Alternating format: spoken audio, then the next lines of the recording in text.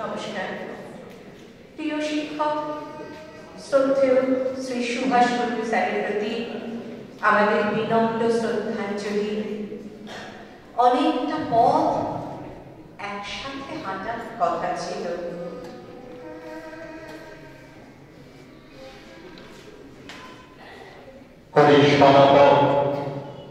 সন্ধ্যা স্নান সবে মিলি রয়েছে আসন, গুরু গৌতমে লিখি কুটির প্রাঙ্গণে তোমাকে আলোকে স্মৃতির স্মরণে পেয়ে কয়েকটা বসন্ত পিছিয়ে গেলে আমাদের প্রত্যেকের জীবনের দৃশ্যপটে ভেসে উঠবে এক ঘটনা। কেউ আঠর্যকে ঘিরে বসে আছে, কেউ স্যারকে বেষ্টন করেই আমাদের আবদ্ধ। ব্রহ্মবিদ্যা অভিলাষী আমরা আধুনিক কালের ছাত্রছাত্রীরা বসে আছি অধীর আগ্রহ নিয়ে। মহর্ষি গৌতম কহিলে, বৎসগণ, ব্রহ্মবিদ্যা কহি কর অবধান।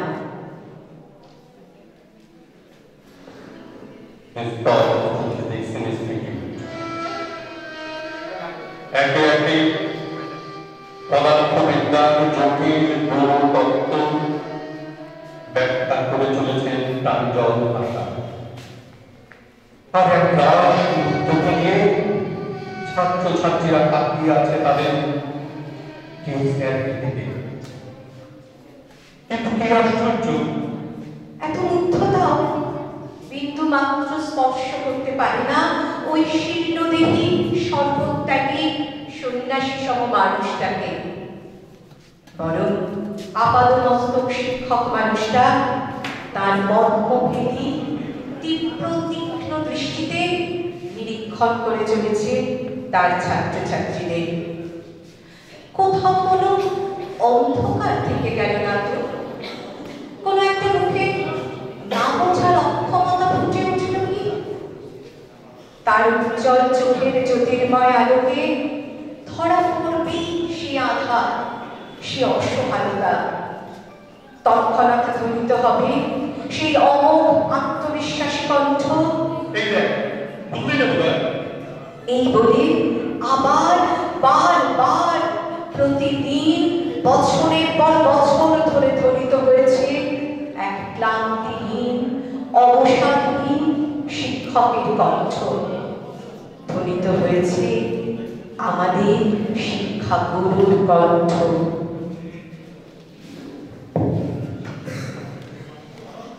সেই কণ্ঠ থেমে গেছে আজ। এবার আমাদের পালা। কিন্তু হে সর্বত্যাগী ঋষি, যে ভার তুমি অক্লেশে বছরের পর বছর বয়ে এসেছ, আমাদের কাছে তার কঠিন তপস্যা সম। তাই তোমার চরণে প্রার্থনা, পার্থিব জগতের সকল বন্ধন থেকে মুক্ত করে তোমার কাজে যোগ্য করে দাও।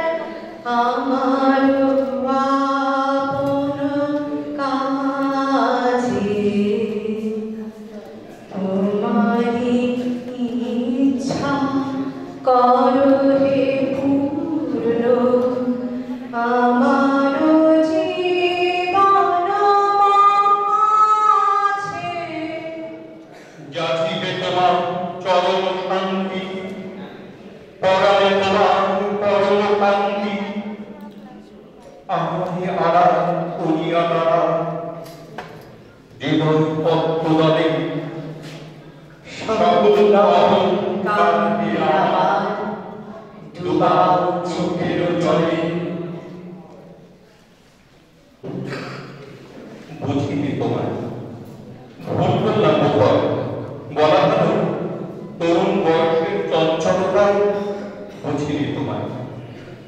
যত বয়স বেড়েছে অভিজ্ঞতা বেড়েছে, ততই তোমাকে পেয়েছি আপন। উপলব্ধি করেছি বারংবার, আমার চলায় তুমি আছো, আমার বলায় তুমি আছো, আমার কাজের মাঝে তুমি তুমি আছো। কোনো ছাত্র বা ছাত্রীর প্রশ্নের উত্তর দেওয়ার সময় যে আত্মবিশ্বাস ফুটে ওঠে, সে তোমারই দান।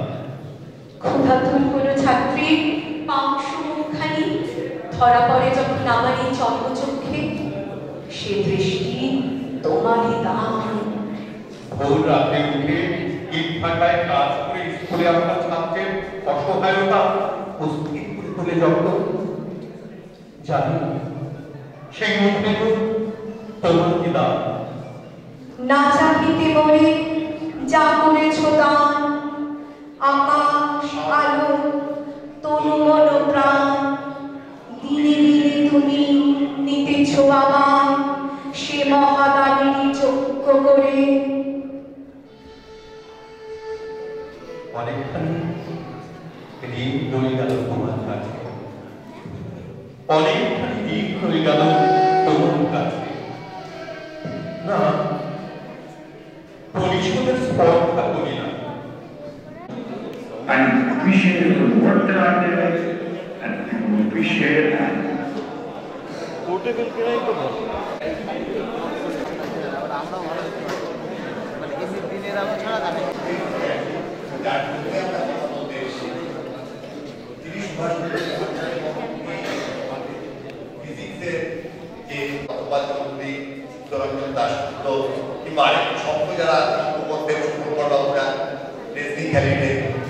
সেই শুনে কিন্তু আমার একদমই রাত্রিরে মানে ঘুম ছুটে যেত। ছোট ছোট ছেলেমেয়েরা যাদের অঙ্ক করতে খুব কষ্ট হয়, রাত্রিরে অঙ্কের দুঃস্বপ্ন দেখো, আমি তাদেরই মতো ফিজিক্সের দুঃস্বপ্ন দেখতাম। সুতরাং সুভাষবাবুর কতটা সম্মান আমাকে দিয়ে বলিয়ে করা হবে সেটা সম্বন্ধে আমি শিওর নই, তবে চেষ্টা করব তার যে ভাবনায় তিনি এই অঞ্চলে পরিচিত, সেই রকম দিনের মানুষের কথা বলতে, যাদের কথা খুব সাধারণভাবে আলোচিত হয় না। আমাদের ছোটবেলায় একটা বই ছিল সুনীল গাঙ্গুলির লেখা বড়নীয় মানুষ স্মরণীয় বিচার। অর্থাৎ এই যে মানুষগুলো, এই যে বিজ্ঞানীরা, তারা যেভাবে জগৎটাকে তৈরি করেছেন বা করতে চেয়েছেন, করতে গিয়ে তাদের বেশিরভাগই চ্যালেঞ্জের অবস্থা হয়েছে। অর্থাৎ তারা যে জগৎ থেকে খুব ভালো রিটার্ন পেয়েছেন তেমন নয়। সেদিক দিয়ে আমি বলবো সুভাষবাবু ভাগ্যবান যে তার এত ছাত্র তার কথা বারবার তারা মনে করছেন এবং তার কথা বলছেন। সেই জিনিসটা তিনি যেখানেই থাকেন তিনি নিশ্চয়ই আজকে খুব খুশি হচ্ছেন যে সকলে তার কথা ভাবছেন, তার যে অবদান সেটাকে স্মরণ করছেন। তার কথা স্মরণ করে আমি দ্বিতীয় বিজ্ঞানীর কথা বলবো। এই দ্বিতীয় বিজ্ঞানের যে মূল ধারা, সেখানে তো এখানে অস্বীকার করার কোনো কারণ নেই। অঙ্ক, ফিজিক্স, কেমিস্ট্রি এই বিষয়গুলো কেন আমাদের ছোটবেলা থেকে পড়ানো হয়, তার কারণ হচ্ছে যে এই বিষয়গুলোই তো আমাদের সমস্ত বৈজ্ঞানিক ভাবনা চিন্তা, যে বিজ্ঞান ভিত্তিক আলোচনা, তার একটা ভিত্তি, যেগুলোকে নির্ভর করেই আমরা আস্তে আস্তে বড় হই, আমরা শিখি এবং পরবর্তীকালে আমরা দেখেছি আজকের যে জগৎ, আমরা যাকে সাইবার ওয়ার্ল্ড, ভার্চুয়াল ওয়ার্ল্ড বলি, সেই জায়গাটা কিন্তু পুরোপুরি কম্পিউটার সায়েন্স বা কম্পিউটিং এর উপর ভিত্তি করে তৈরি হয়েছে। এই তিনজন মানুষ যারা সাধারণভাবে বিজ্ঞানী, যারা অঙ্ক বা ফিজিক্স খুব ভালোভাবে শিখেছেন, তাদের এই কম্পিউটার সায়েন্সের যে ডেভেলপমেন্ট, সেই ডেভেলপমেন্টে বেশ বিরাট অবদান। তা আমরা সেই দুজনের জীবন নিয়ে আলোচনা করবো। একজনের নাম ভুল, একজনের নাম জুবি এবং আরেকজনের নাম ফেইন বর্তমান। একজন বাঙালি লেখকের লেখা, একজন বিজ্ঞানী, কেউ যদি জানেন সেই বিজ্ঞানীর নাম একেবারেই কিন্তু বলবেন না, আপনার মনের মধ্যে রেখে দিন। তিনি তার একটি বইয়ে লিখছেন, মনে করা যাক মাটির ঘরের এক অংশ তৈরি খাঁটি মাটি দিয়ে, আর এক অংশ মাটিতে গোবরে মিলি, তাহলে দেয়াল দিয়ে দুরকম জিনিস পাওয়া যাবে, এক বিশুদ্ধ ধুলোর কণা আর এক ধুলোর সঙ্গে মেশানো গোবরের গুণ। এই নিয়ে তিনি আসলে যেটা বলতে চাইছেন সেটা হচ্ছে অণু, পরমাণু, তার যে ছোট ছোট অংশ, সেইগুলো নিয়ে। এবং তিনি এগুলো শিখে আসছেন ইউরোপের বিভিন্ন জায়গা ঘুরে, আজ থেকে প্রায় 100 বছর আগে। যারা জানতে পেরেছেন এই বিজ্ঞানীর নাম তারা বলবেন না, আমরা শেষে আলোচনা করবো তাকে নিয়ে। তা আমাদের এই বাংলাতেই এখন অনেকে আছেন যারা এই জিনিসগুলো নিয়ে ভাবেন, শেখেন এবং বিজ্ঞানের সঙ্গে সমাজের যে সম্পর্ক, রাজনীতির যে সম্পর্ক, সেটা নিয়েও আমরা একটু হয়তো আলোচনা করার চেষ্টা করব। যে তিনজন বিজ্ঞানীর কথা আমরা বললাম তাদের নিয়ে আলোচনা করা যায়। আমাদের যে সমাজ, রাজনীতি, বিজ্ঞান, প্রযুক্তি, এই গোটা বিষয়টাকে আমরা তুলে আনতে চাইব এই তিনজন মানুষের মধ্যে দিয়ে। কিভাবে বিজ্ঞানের বিবর্তন হয়েছে এবং সেখানে বারবার প্রশ্ন আসবে যে এই তিনজনের কথা কেন আমি বলছি। আমার বলার কারণ হচ্ছে আমি নিজে যে গবেষণার কাজ করি সেটা কম্পিউটার সায়েন্সে বা কম্পিউটিং এ, সেই জায়গায় দাঁড়িয়ে এই তিনজন মানুষ প্রচুর কাজ করেছেন। জর্জ বুলের যে কাজ সেটা হচ্ছে বুলিয়ান অ্যালজেব্রা। আমরা যারা ডেসিমেল নাম্বার নিয়ে যোগবিয়োগ সাধারণত করি 0 থেকে 9 অবধি সংখ্যাগুলো নিয়ে, জর্জ বুল বহুদিন আগে আমাদের দেখিয়েছিলেন যে অত কিছু লাগে না, শুধু 0 আর 1 দিয়ে সমস্ত অঙ্ক করা যায়, যাকে আমরা বলি বাইনারি। তারপর টিউরিং এর কথা যখন আসবে, টিউরিং মেশিন কম্পিউটার সায়েন্সের যে থিওরি, যাকে আমরা বলি থিওরিটিক্যাল কম্পিউটার সায়েন্স, সেই জায়গায় আর যে অবদান তার বাকি আরো অবদানের কথা আমরা আসবো। এবং সবশেষে ফেইনম্যান, আজকের দিনে যে নতুন কম্পিউটারের কথা আসছে, কোয়ান্টাম কম্পিউটেশন, তার অবদান। এবং এছাড়া আপনারা সবাই জানেন যে যখন অ্যাটম বোম বানানো হয়েছিল সেই লস আলামাস প্রজেক্ট এবং এই ধরনের বিভিন্ন ক্ষেত্রে তিনি যুক্ত ছিলেন, মার্কিন বিজ্ঞানী নোবেল প্রাইজ পেয়েছেন। এবং তার জীবনটা খুব অদ্ভুত। অল্প বয়সে অনেকে হয়তো বা অল্প বয়সে অনেকে হয়তো পড়ে থাকতে পারেন তার যদি বিখ্যাত সে কথাটাও আসে। এই যে বিপ্লব যেগুলো হয়, তা ফরাসি বিপ্লবের কথা জানি, বলসেভিক বিপ্লবের কথা জানি, কিন্তু তার সঙ্গে আরো কিছু বিপ্লব হয় যে বিপ্লবগুলো সামাজিক বিপ্লবের সঙ্গে বিজ্ঞানকে জড়িয়ে দেয়। তার একটা বিপ্লব হচ্ছে শিল্প বিপ্লব। যে শিল্প বিপ্লবটা কেন গুরুত্বপূর্ণ? কারণ গোটা জগৎটাকে একটা কোনো রাস্তা দেখিয়েছিল এই শিল্প বিপ্লব। ওই একই তার কিছুটা আগে পরে ফরাসি বিপ্লবের কথা আপনারা শুনবেন, পরে শুনবেন রাশিয়ার বলশেভিক আন্দোলনের কথা, পৃথিবীর বিভিন্ন দেশে। কিন্তু তার মধ্যে শিল্প বিপ্লবটা বিজ্ঞান এবং প্রযুক্তির ক্ষেত্রে আমাদের কাছে কিছুটা আলাদা।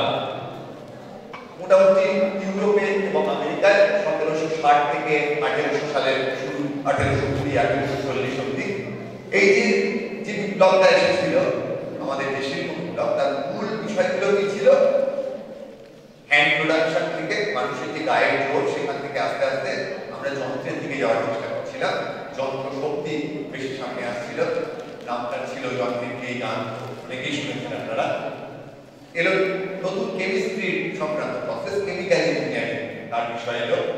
বিভিন্ন লোহা বা স্টিল তার প্রোডাকশন প্রসেস এলো বাষ্প শক্তি দিয়ে কাজ করার কথা, বাষ্প শকটের যে বিষয়গুলো সেগুলো এলো। এবং এই মেশিনগুলো চালানোর জন্য যে যন্ত্রাংশ সেগুলো বানানোটা হতে এবং একই সঙ্গে মেকানাইজড ফ্যাক্টরি সিস্টেম, একসঙ্গে অনেক বড় বড় কাজ। এবং তার নিরিখে কি এলো পুঁজি। এখন সাধারণভাবে তো একটা ধারণা আমরা সবসময় বলি, যখন পুঁজিবাদ কথাটা ব্যবহার করি অনেক সময় সেটাকে খারাপ বলে মনে হয়। আমাদের আলোচনায় আমরা সবসময় সাম্যবাদ তাদের কথা বলি, কিন্তু এই পুঁজি না থাকলে কিন্তু আজকের যে জগৎ অর্থাৎ সভ্যতা, যেটা সভ্যতাকে অনেকটা অসভ্যতা বলতে পারেন। ধরুন আপনি করে বোম ফেলে দিলেন হিরোশিমা নাগাসাকিতে, তাকে তো সভ্যতা বলা যায় না। কিন্তু তার পেছনে যে বৈজ্ঞানিক চেষ্টা, যে প্রচেষ্টা, সেগুলো যদি সঠিকভাবে ব্যবহার করা হয় তাহলে যে বিষয়টা তৈরি হয় সেটা হচ্ছে পুঁজি। অর্থাৎ একদম কিছু না থাকা থেকে মানুষের হাতে অর্থের মাধ্যমে, একটা প্রোডাক্টের মাধ্যমে বা চাষবাসের মাধ্যমে কিছু সম্পদ। যেমন আজকের দিনের একটা সহজ সম্পদের কথা বলি, যেটা হচ্ছে চারটে এই যে খবর দেখেন, খবরগুলো তৈরি করার জন্য তো আর টাকা দিতে হয় না, খবরটা তো আপনার থেকেই তৈরি হয়, তাকেই বলে সংবাদ। কিন্তু সেই সংবাদকে ব্যবহার করে আপনারা যেখানে এত টেলিভিশন চ্যানেল, এত সংবাদ মাধ্যম দেখেন, সেখানে কিন্তু একটা টাকা পয়সা অর্থাৎ কিছু না থাকার থেকে সেই জিনিসটা প্রসেস করে যখন টেলিভিশন চ্যানেলে বা সকালের খবরের কাগজে দেখাচ্ছে, তখন তার যে গোটা প্রসেসটা তার মধ্যে কিন্তু একটা অর্থের বিষয় চলে আসে। এভাবে বিভিন্ন ক্ষেত্রে আপনি একটা পুকুর কাটলেন, সেখানে কিছু মাছ চাষ করলেন, সেই যে মাছগুলো তৈরি হলো, এই সব ক্ষেত্রে এইভাবে পুঁজির সৃষ্টি হয়। তো ইন্ডাস্ট্রিয়াল রেভলিউশনে যে শিল্প বিপ্লব এলো, এই শিল্প বিপ্লব মানুষকে পুঁজি সম্বন্ধে একটা সঠিক ধারণা পড়ে। আমাকে থেমে যেতে হলে বলবেন, কারণ বেশ ডিটেল হয়ে যাচ্ছে, থেমে যেতে বললে আপনার 5 মিনিটের মধ্যে। এবার তারপর এলো আরেকটা বিপ্লব, যেটা হচ্ছে কম্পিউটেশনের বিপ্লব। যেমন একদিকে থেকে বেশি শক্তি, সেরকম মাথার যে শক্তি, সেই শক্তির যে জায়গাটা এলো, সেই জায়গায় প্রথম বলতে হবে জর্জ বুলের কথা, যিনি 1815 থেকে 1864, এবং সেই সময় তিনি দেখাতে পারলেন যে দেখো বাবা, শূন্য আর এক দিয়ে সব কিছু করা যায়। তাতে কি সুবিধে হলো, আপনার যদি একটা ব্যাটারি থাকে, বাড়ির ছোট ব্যাটারিগুলো যেমন একদিকে 0 আর একদিকে 1.5 ভোল্ট, যদি আপনি শূন্যটাকে ধরে নেন, গ্রাউন্ডটাকে ধরে নেন 0 আর 1.5 ভোল্টটাকে ধরে নেন 1, অর্থাৎ যদি আপনি ওপর দিকের সঙ্গে নিচের মধ্যে একটা বাল্ব লাগান, সুইচটা অন করলে বাতিটা জ্বলে, সেটাতে আপনি যদি বলেন 1 আর বাতিটা নিচে গেলে যদি বলেন থাকে 0, তাহলে বাতি জ্বলানো দিয়ে আপনি পৃথিবীর সব অঙ্ক করতে পারবেন। এবং এটা বলাটা যেমন শক্ত, প্রমাণ করাটা হয়তো অনেক শক্ত, কিন্তু ঘটনাটা আসলে তাই। ফলে যখন 0 আর 1 দিয়ে যখন জর্জ বুল সাহেব বলছেন এইসব কথা, সেই সময় হয়তো বোঝা যায়নি আজকের দিনে আমরা এরকম একটা বৈপ্লবিক ব্যবস্থার মধ্যে চলে আসবো, যেখানে আমার পকেটেই একটা কম্পিউটার, প্রত্যেকের হাতের এক ফোন, আসলে অত্যন্ত শক্তিশালী এক একটি কম্পিউটার, যাতে আপনারা সারা পৃথিবীর সঙ্গে প্রতিটি সময় যুক্ত, সেই রকম একটা বিষয় কোন ধারণা তৈরি করেন বুল সাহেব। তারপরে টিউরিং, এই যে অ্যালান টিউরিং, ফন নয়ম্যান 1930 সাল নাগাদ, এই মানুষগুলো আমাদের কম্পিউটেশনের মডেলটার কথা বলেন। কম্পিউটারে কি থাকে আপনারা অনেকেই শুনেছেন, তার ভেতরে থাকে একটা সিপিইউ, সেন্ট্রাল প্রসেসিং ইউনিট, কিছুটা মেমোরি থাকে, মেমোরির মধ্যে ডেটা রাখা হয়। আপনারা অনেকে এখন সিম কার্ডের কথাগুলো শোনেন। এই যে গোটা জিনিসটা, এটাকে খুব সুন্দর একটা মডেল হিসেবে তারা সামনে আনে। যেমন ধরুন আপনি যদি ক্লাসিক্যাল মেকানিক্সের কথা বলেন, সেখানে বলবিদ্যায় নিউটনের যেমন 3টে সূত্র, সেই সূত্রগুলো বলাটা কিন্তু অনেকটা সহজভাবে বলা গেল। যেমন ক্লাস 8, 9-এ আমরা বাহির সূত্র বলেন, তারা অবস্থান পরিবর্তন না করে স্থির বস্তু চিরকাল স্থির থাকবে এবং চলমান বস্তু সমগতিতে সরলরেখায় থাকবে। এই যে বিষয়গুলো আমরা যেভাবে শিখতে পেরেছি, আত্মস্থ করতে পেরেছি, তার উপর যেমন নির্ভর করে বিজ্ঞান এগিয়েছে, পদার্থ বিজ্ঞানের উপর কিন্তু সারা পৃথিবী জুড়ে সমস্ত প্রযুক্তির কাজ হয়, বেশিরভাগ কাজ হয়। সেই রকমই টিউরিং, কম্পিউটেশনের কাজটা কিভাবে হবে, সেই অঙ্কগুলো, সেই বেসিক মডেলগুলো দেখাতে হবে। আর এই যে টিউরিং তখন যেটা স্টাডি করলেন, তাকে আমরা বললাম যে ক্লাসিক্যাল। এবার এই যে 60, 70, 80 দশক থেকে যেটা শুরু হলো, এটা হচ্ছে 19th সেঞ্চুরি শেষের দিকে আর কি, মানে তখন সবাই মনে করছিলেন যে নিউটনিয়ান ল, সেটাই পৃথিবীর সবটুকু, বা ম্যাক্সওয়েলের যে থিওরি অফ ইলেকট্রোম্যাগনেটিজম, সেটাই ফিজিক্সের সবটুকু। তাদের সামনে এবার ধীরে ধীরে কোয়ান্টাম ফিজিক্সের তত্ত্ব আসতে শুরু। এবং এই কোয়ান্টাম ফিজিক্সের উপর ভিত্তি করে 1960 নাগাদ কোয়ান্টাম কম্পিউটেশনের কথা এলো। এবং তারপর ফেইনম্যান 1981 সালে, খুব বেশি দিন আগে নয়, তিনি বলতে শুরু করলেন যে কোয়ান্টাম কম্পিউটার বানানো যেতে পারে, এবং সেটা যদি বানানো যায় তাহলে একটা যুগান্তকারী পরিবর্তন আসবে, এবং যার কাজকর্মগুলো এখন চলছে।